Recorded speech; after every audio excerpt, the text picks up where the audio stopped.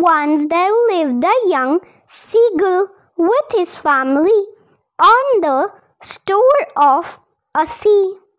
Whenever he caught any fish, he would eat it alive without killing it. He often boasted to his family members about his boldness.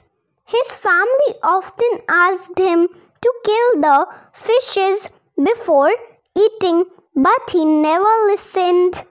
He always ignored their advice and continued to swallow fish without killing them. One day he caught a rather big fish and he tried to swallow it, but the fish was so big and also it squirmed while in his throat. So he choked. He tried to spit out, but he couldn't do so. Finally, he lay down on the shore to die. Seeing his condition, a fellow seagull said, "It serves you right."